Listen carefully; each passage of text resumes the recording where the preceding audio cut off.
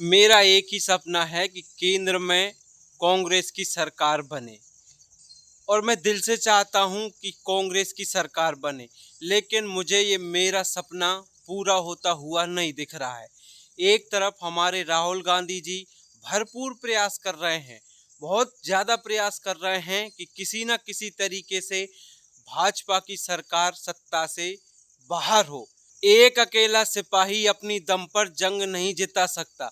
जब तक कांग्रेस का बूथ लेवल का कार्यकर्ता जागृत नहीं होगा, तब तक ये चुनौती बहुत बड़ी है। इस समय कांग्रेस के जो छोटे छोटे कार्यकर्ता हैं वो गहरी नींद में सोए हुए हैं। उन्हें ऐसा लग रहा है कि बस आराम से ही सरकार बन जाएगी। मैं उनका ध्यान इस ओर केंद्रित करना चाहता हूं कि आपका मुकाबला एक ऐसी पार्टी से है जिसने भारत के गांव-गांव में अपनी जड़ें जमा रखी हैं।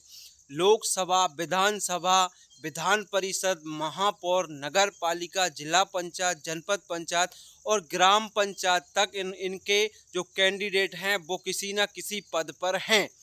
तो ऐसी बड़ी पार्टी से सत्ता छीनना कोई छोटा मोटा काम नहीं है।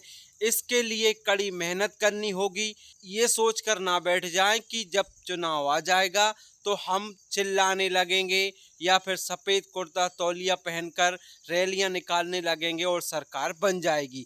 ऐसा बिल्कुल नहीं होगा। एक तरफ आम आदमी पार्टी कांग्रेस के वोट काटने का काम कर रही है, दूसरी तरफ बीजेपी जो इतनी शक्तिशाली पार्टी बनी बैठी है उससे आपका मुकाबला है।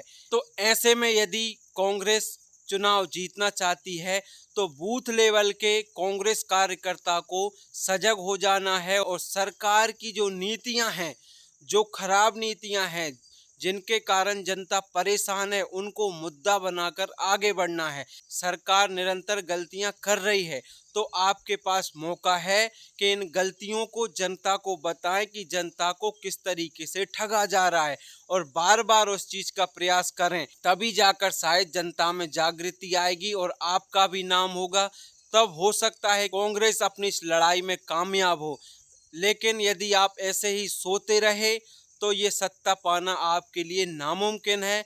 किसी को मेरी बात बुरी लग रही हो तो उससे क्षमा चाहता हूँ, लेकिन यहाँ तो सिर्फ इस बात का इंतजार है कि जिला अध्यक्ष कौन बन रहा है। अरे जिला अध्यक्ष बनने से चुनाव नहीं जीत पाएंगे आप।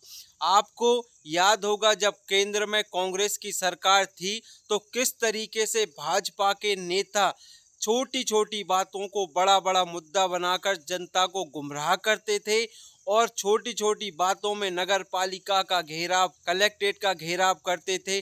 तब जाकर उन्होंने सत्ता हासिल की है। तो उनसे हमें कुछ सीखना होगा।